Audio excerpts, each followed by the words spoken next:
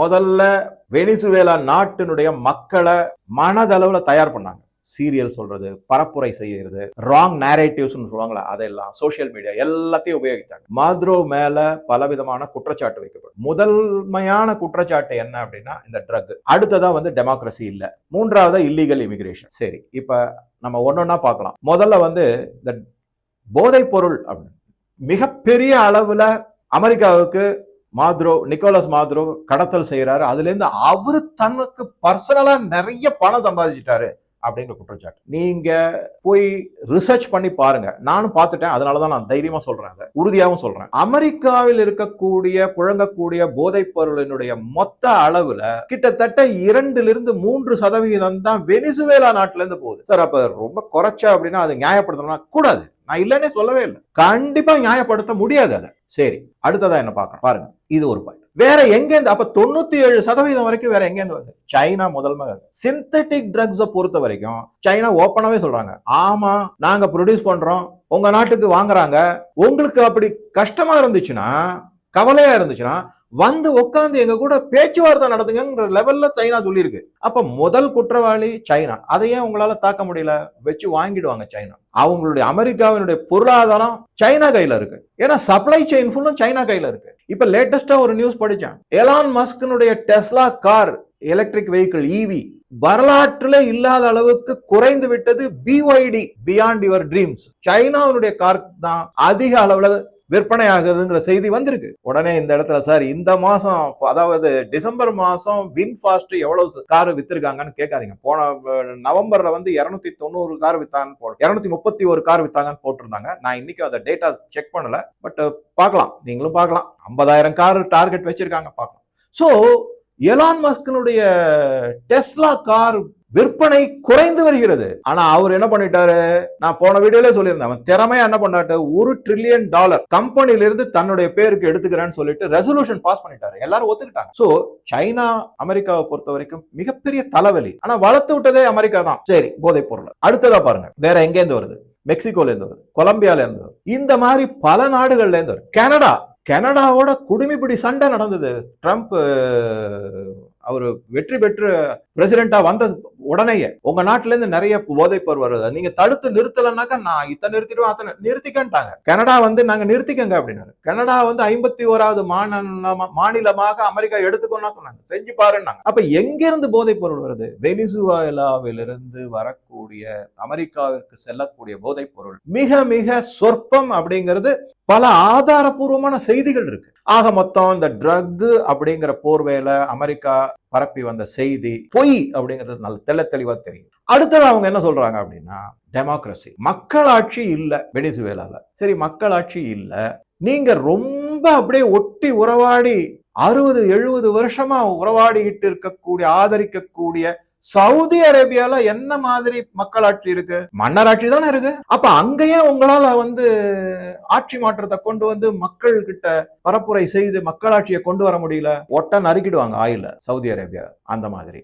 ஏன்னா இந்த கச்சா எண்ணெய் விவகாரத்தை எடுத்தீங்கன்னா 10 நாடுகள், டாப் 10 கண்ட்ரிஸ் நீங்க போட்டு பாருங்க. வெனிசுவேலா நம்பர் 1ல இருக்கு, அப்புறம் சவுதி அரேபியா 10வது இடத்துல இருக்கு, அமெரிக்கா ஒரு 42 பில்லியன் பேரல் எண்ணெய் தான் அவங்க கிட்ட இருக்கு. ஆனா அது ஏதோ ஷேல் கேஸ்னு ஒண்ணு இருக்கு, அது தனி பிரச்சனை. அதே மாதிரி இப்ப ரஷ்யாவோட கூட்டு முயற்சியில ஆர்டிக் ஓஷன்ல அந்த சர்க்கிள்ல இருக்கிற எண்ணெய் வளங்களை எடுக்கிறதுக்கு, கேஸையும் எண்ணெய் வளங்களை எடுக்கிறதுக்கு 2 பேரும் ஒரு கூட்டு களவாணி திட்டத்துல இருக்காங்க. அது ஐரோப்பிய நாடுகளுக்கு தெரியாது. சரி, அது ஒரு பக்கம். சரி, அடுத்ததா 10வது இடத்துல இருக்கனால தன்னுடைய எண்ணெய் வளம் ஒரு பக்கம் போய் குறைஞ்சுக்கிட்டு, இன்னொரு பக்கம் பெட்ரோ டாலர்னுடைய ஆதிக்கம் குறைந்து வரப்போகுது, டாலரை வீழ்ச்சி அடைய போகுது, டி-டாலரைசேஷன் எதிர்பார்க்கப்படுகிறது. இதையெல்லாம் கணக்குல வச்சுதான் இந்த மக்களாட்சியை இன்னொரு உத்தியாக வெனிசுவேலா மேல குற்றச்சாட்டு வைக்கப்பட்ட. சரி, அதுக்கு அடுத்ததா பாத்தீங்கன்னாக்க இல்லீகல் இமிகிரேஷன். மாட்ரோ ஓப்பனா சொல்றாரு, நீங்க எத்தனை இல்லீகல் இமிகிரண்ட்ஸும் அமெரிக்காவுக்கு வந்திருக்காங்களோ அவங்க எல்லாரையும் திருப்பி அனுப்புங்க, நாங்க எடுத்துக்கிறதுக்கு தயாரா. ஏன் அப்படின்னா, எண்ணெய் வளத்துல இன்னைக்கு உலகத்துல 20% வெனிசுவேலா வச்சிருக்காங்க. அவங்க நினைச்சாங்கன்னா உன்னதமான வாழ்க்கை வாழலாம், அந்த மாதிரி இருக்கு. ஆனா குட்டிச்சோராயி கேவலமான ஒரு நிலைமையில இருக்காங்க. பாவர்ட்டி அவ்வளவு மோசம், விலைவாசி உயர்வு அவ்வளவு மோசம். அதுக்கு எல்லாத்துக்கும் காரணம் அந்த நாட்டை வளர விடாம அதன் மேல சாங்ஷன். அது என்னங்கிறதையும் பார்க்கலாம். ஸோ இப்போ இந்த மாதிரி ஒரு சுச்சுவேஷன்ல ஜனநாயகம் பத்தி பேச வேண்டாம், ட்ரக் பத்தி உண்மை வெளியில வந்திருக்கு, இல்லீகல் இமிகிரண்ட்ஸை பத்தி வெளியில வந்து சரி, உடனே அடுத்தது என்ன செஞ்சாங்கன்னா தேர்தல்ல தில்லுமுள்ளு, முறைகேடாக வெற்றி பெற்றவர் அப்படின்னு. ஐயா, அந்த நாட்டு சுப்ரீம் கோர்ட்டே சொல்லியிருக்கு, கேஸ் போட்டிருக்காங்க. அப்ப சுப்ரீம் கோர்ட் என்ன செஞ்சது? நாங்க எல்லாத்தையும் அலசி ஆராய்ந்து பாய்த்து விட்டோம், இதுல எந்த தில்லுமுள்ளும் நடக்கல. 56-57% வாக்கு வாங்கி தான் நிக்கோலஸ் மாடுரோ இந்த போன தேர்தலில் ஏப்ரல் 24 ஜெயிச்சிருக்காரு. அது முறைகேடானது அல்ல. அப்ப என்னதான் செய்யறது சொல்லுங்க? சாங்ஷன்ஸ் போட்டு பார்த்தாங்க, அது ஒர்க் அவுட் ஆக மாட்டேங்குது. ஏன்னா சாங்ஷன்ஸ் போட்டாக்க ரஷ்யா வேற ஏதாவது ஒரு கம்பெனி, இப்ப இந்தியாலே பாத்தீங்கன்னா நயாரா, அந்த கம்பெனியை வச்சு ரோஸ்நெப்ட் கூட்டு திட்டம் போட்டு ஒப்பந்தம் போடப்பட்டு அதன் மூலமாக வருது. சைனா கிட்டத்தட்ட 50-60% தன்னுடைய எண்ணெய் தேவையை வெனிசுவேலால இருந்து வாங்குறாங்க. அங்க எண்ணெய் சுமந்துகிட்டு வர ஆயில் டேங்கர் எல்லாமே வேற ஏதோ ஒரு நாட்டுல ரெஜிஸ்டர் பண்ண கப்பல், டேங்கர், அப்புறம் கொடி. அப்ப என்ன ஆகுது?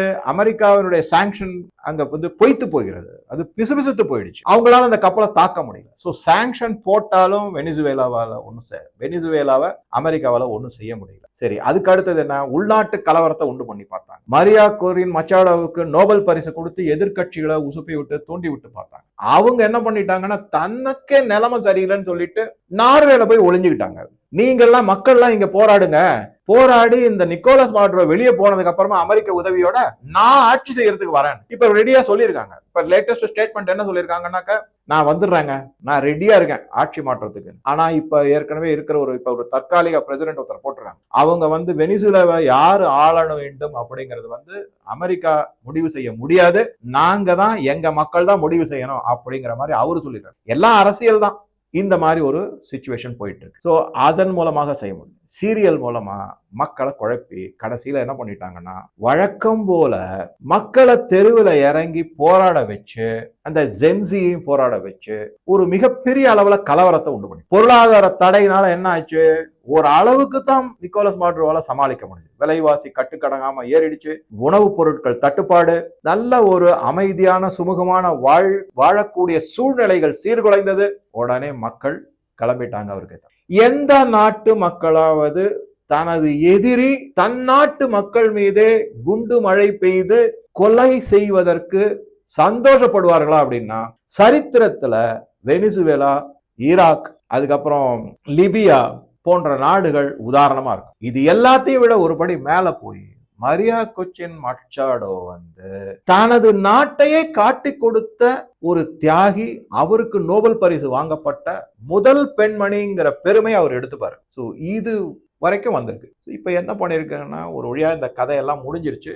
எதனால இது பண்ணாங்கிறதையும் நான் சொல்லிட்டேன். ஸோ அவங்களுக்கு இந்த பெட்ரோ டாலரை எப்படியாவது, ஸோ இதன் மூலமாக அமெரிக்கா பல செய்திகளை அடுத்த நாடுகளுக்கு சொல்லி, குறிப்பா தென் அமெரிக்க நாடுகளுக்கு என்னன்னா, நீங்க உங்கள் கான்டினென்ட் இல்லைங்களா, அதை தாண்டி ரஷ்யா கிட்டயோ சைனா கிட்டயோ இல்ல இந்தியா கூடயோ உறவாடினீங்கன்னா, நிக்கோலஸ் மாடுரோவுக்கு என்ன நடந்ததோ அதே மாதிரி உங்களுக்கும் நடக்கும் அப்படிங்கிற ஒரு அச்சுறுத்தல தான் அமெரிக்கா காமிச்சிருக்காங்க இந்த நிகழ்வு மூலம். எவ்வளவோ செஞ்சு பார்த்துட்டாங்க, அவங்களால ஒரு முடிவுக்கு சட்டுன்னு வர முடியல. போர்க்கப்பலை கொண்டு நிறுத்தி பார்த்தாங்க, எண்ணெய் கப்பலை அபகரிச்சாங்க, கைப்பற்றினாங்க. அதுக்கப்புறம் சில போதைப் பொருள் கடத்தப்படுகிறன்னு வெனிசுவேலாவினுடைய போர்க்கப்பல் மீது தாக்குதல் நடத்தி பார்த்தாங்க. இப்ப எல்லாத்துக்கும் மேல என்ன ஆயிடுச்சு அப்படின்னா, இப்போ ஒரு அவசர கதியில இந்த ஒரு தாக்குதலை நடத்தி மாதுரோவை கிட்னாப் பண்ணி கூட்டிட்டு போய் மெட்ரோபாலிட்டன் சென்ட்ரல் வச்சிருக்காங்க, ஜெயில் மாதிரி வச்சுக்கோங்களேன். டிடென்ஷன் சென்டர்னு அவங்க சொல்லுவாங்க, நம்ம ஜெயில்னு சொல்லுவோம், அவ்வளவுதான் வித்தியாசம். அங்க கொண்டு போய் வச்சிருக்காங்க. இதுக்கு என்ன காரணம் அப்படின்னா, நாளாக அமெரிக்காவால வெனிசுவேலாவை ஒன்னும் செய்ய முடியாதோ, அதனுடைய வல்லரசு தன்மை கேள்விக்குறியாகிறதோ அப்படிங்கிற ஒரு கொஸ்டின் எல்லார் மனசுலயும் வர ஆரம்பிச்சு. நிக்கோலஸ் மாடுரோவுக்கு கொஞ்சம் கொஞ்சமா ஆதரவு கூடிக்கிட்டு வருது. நான் சொல்றது வெளிநாட்டுல, உள்நாட்டுல இருக்காங்க இப்பயும் உள்நாட்டுல மிகப்பெரிய ஆதரவு இருக்கு. அதனாலதான் 56% மக்கள் ஓட்டு போட்டு ஜெயிக்க வச்சிருக்காங்க. அது ஒரு பக்கம். அது அவர் தகுடுத்தம் பண்ணாரு, இல்ல தில்லுமுள்ளு பண்ணாரு, தேர்தல முறைகேடு பண்ணாங்கன்னா அந்த நாட்டு சட்டத்திட்டப்படி அவங்க அந்த மக்கள் அதை பத்தி எடுக்க வேண்டிய நடவடிக்கை அது. அதுக்கும் இப்ப இந்தியா போய் அந்த மாதிரி செய்ய முடியுமா? முடியாதுங்க. ஒவ்வொரு நாட்டுக்கும் ஒரு சுதந்திரம்னு ஒண்ணு இருக்கு, ஒரு இறையாண்மைன்னு ஒண்ணு இருக்கு, அதுக்கான மதிப்பு இருக்கு. அதை நம்ம விட்டு கொடுக்க முடியாது. அதுக்கு எதிர்த்து நம்ம எந்த நடவடிக்கையும் செய்ய முடியாது. அதைத்தான் ஆனா அமெரிக்கா செஞ்சுட்டு இருக்கு. பல நாடுகள் 65 முறை ஆட்சி மாற்றம் நடந்திருக்கு கடந்த 50 ஆண்டுகள்ல.